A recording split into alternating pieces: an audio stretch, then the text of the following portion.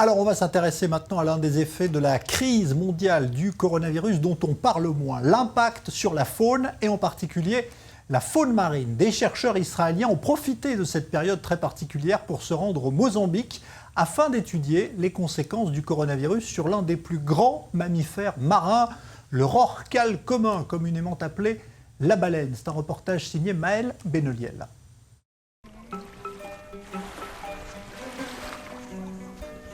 Ce n'est pas pour une simple balade en mer au large des côtes du Mozambique que ce groupe d'Israéliens s'apprête à embarquer. Ces scientifiques du Centre de recherche d'information et d'assistance aux mammifères marins de Haïfa ont un rendez-vous avec l'une des plus grandes créatures au monde, la baleine à bosse.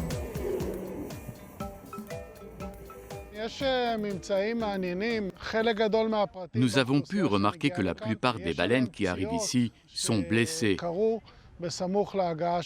Elles ont des plaies au niveau des nageoires provoquées à leur arrivée dans cette zone. Nous n'en connaissons pas encore la cause, mais cela nous interpelle.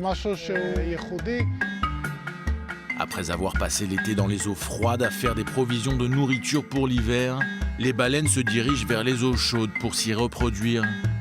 Mais ces dernières années, elles se font de plus en plus rares dans cette zone. Une absence qui se remarque dans tout l'océan Indien. Le monde a compris qu'il fallait préserver la mer et les mammifères qui y vivent. Les baleines sont le reflet de notre société. Le jour où il n'y en aura plus, ce sera la fin. C'est d'autant plus vrai avec cette espèce de baleine à bosse. Étudier l'océan revient à étudier la planète entière. Avec le réchauffement climatique et ces espèces maritimes en voie de disparition, c'est encore plus important.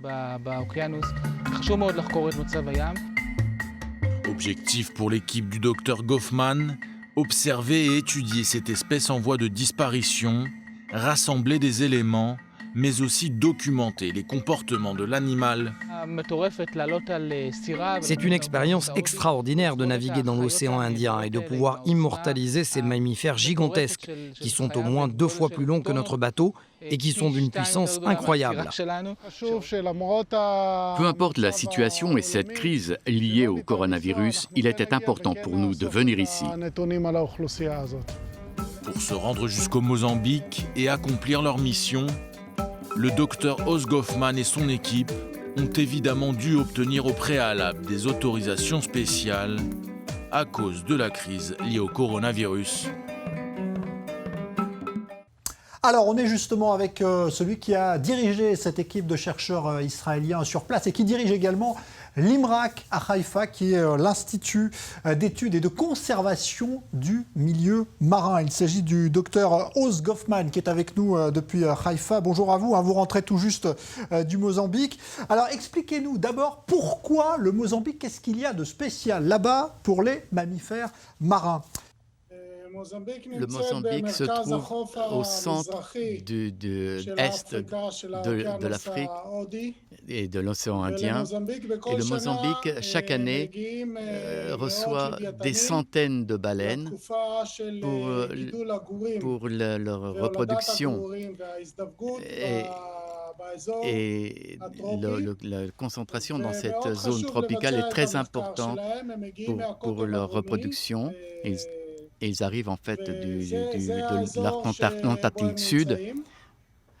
Ce qui est particulier cette année, c'est qu'il n'y a pratiquement pas eu de recherche sur cette population de baleines qui vient de l'Antarctique, comme je l'ai dit. Et nous avons décidé de voyager et d'enquêter. Malgré les restrictions pour ce voyage, nous sommes arrivés dès le moment où l'autorisation a été donnée d'entrer au Mozambique. Alors, expliquez-nous justement, est-ce qu'il y a eu un impact cette année du coronavirus, de cette pandémie sur le milieu marin et notamment sur ces baleines ?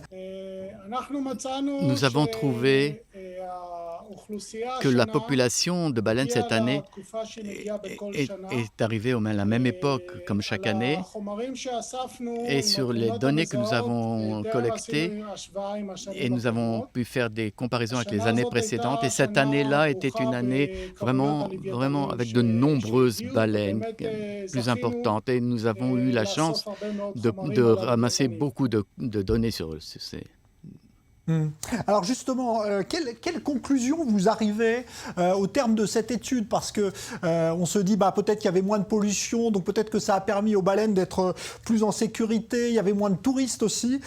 Quels sont les résultats finalement de votre étude? C'est encore trop tôt pour parler de résultats. De façon générale, nous avons eu cette année les seuls dans le secteur. Il n'y avait pas de touristes, juste des pêcheurs locaux qui ont pénétré dans ce secteur. Et le secteur dans lequel nous avons travaillé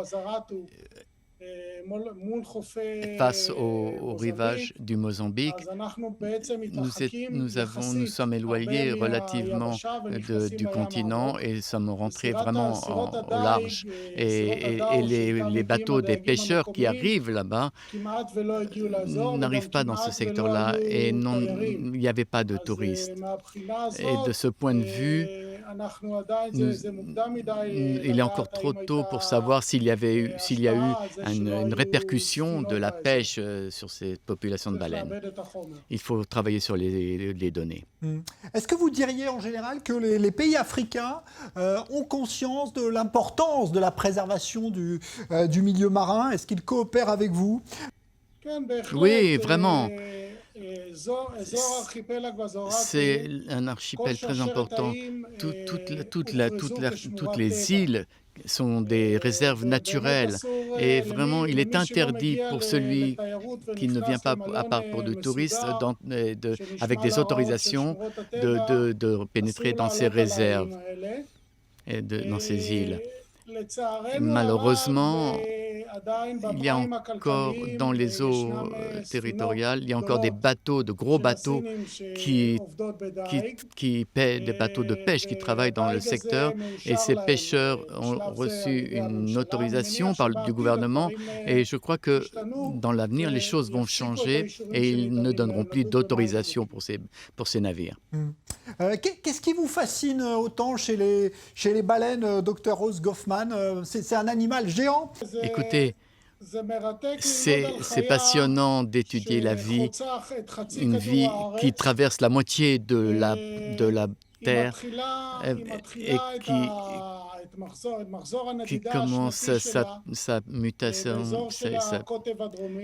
dans l'Antarctique Sud et pendant un an, vraiment traverse et arrive dans les eaux tropicales et pour 3 mois et refait le chemin inverse dans cette migration. Et sur ce chemin a été fait depuis des milliers d'années et c'est intéressant et très passionnant et important de comprendre la vie de cette population et la situation de ces pachydermes et nous les avons étudiés cette année et les années passées et nous avons trouvé des signes de plaies sous les nageoires et nous ne comprenons pas vraiment comment ils ont été blessés, mais pour cela il est très important de continuer à surveiller la population pour aider ces animaux à survivre. Et cette étude a donc de l'importance. On sera ravis de vous accompagner encore. Merci beaucoup, Dr Rose Goffman. Je rappelle que vous dirigez l'IMRAC, donc à Haïfa, cet institut de préservation, d'études du milieu marin. Merci beaucoup pour ces précisions sur les baleines, l'un des animaux les plus fascinants du milieu marin.